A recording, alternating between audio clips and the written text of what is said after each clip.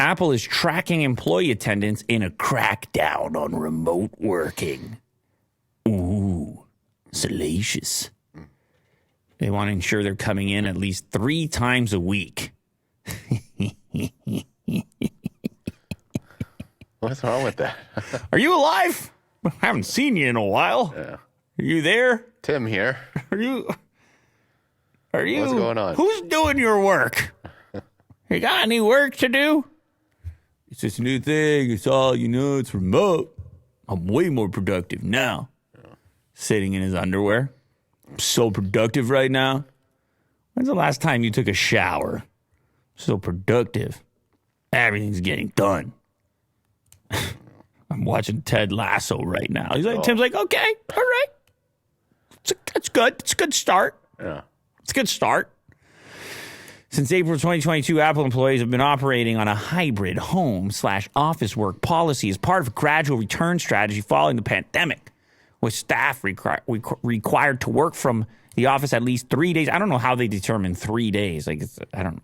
Monday, Tuesday, and Thursday. So they can't, that would be the best part of remote work for Apple, is that you could go somewhere where real estate was less expensive and still work for them.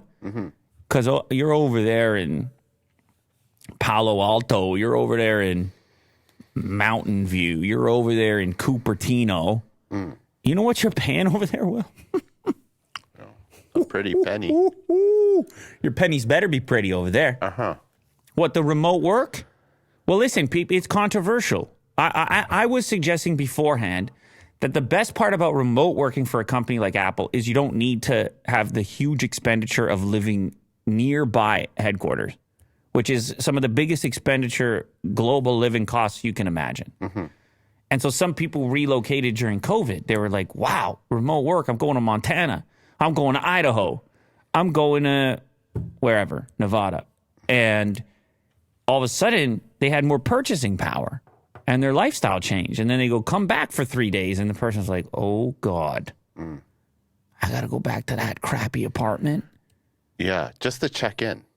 Just to check in. But I also understand the flip side of it, which is, what the hell is a corporate culture for a company of that scale? They got this tremendous headquarters and nobody in it. Imagine going to terrifying. The lunchroom. Terrifying. The Apple lunchroom, and it's just like this gigantic place, but there's no one there. Yeah, it's terrifying. You're not really quite liminal. Spreading the feeling that you're looking for. You're not spreading the sort of team atmosphere that you're looking at. Everyone can get on their FaceTimes and so on and do all their iMessaging, but it's simply not quite the same. And Apple is probably recognized this. And now they're providing escalating warnings to their employees to say, hey. And they're not alone. You got Meta, Microsoft, Google, Amazon. They're all like, hey there. Wouldn't mind seeing ya over here. Got a lot of real estate that we spent a lot of money on. All types of rooms. And everyone's like, nah, I'm good.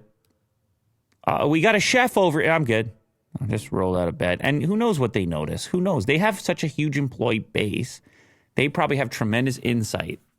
And they probably are well aware of why it's important, beyond what we might know, to have people go over there. You know, it'd be cool, though, if they, utilize the space by, doing some sort of Airbnb or something. Oh, my God. You can rent out sections of Apple Park. There's 0% chance of that happening. Like weddings or something. 0% chance. As a banquet hall. 0. Big fan of that. Can you do that, Tim? Real quick? 0 chance.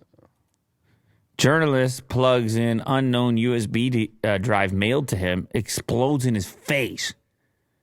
Whoa.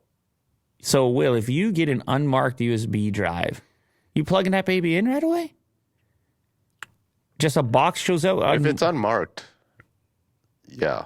You are? Even if it is marked. No, I wouldn't. Oh. But even if it is marked, I'd be still very skeptical.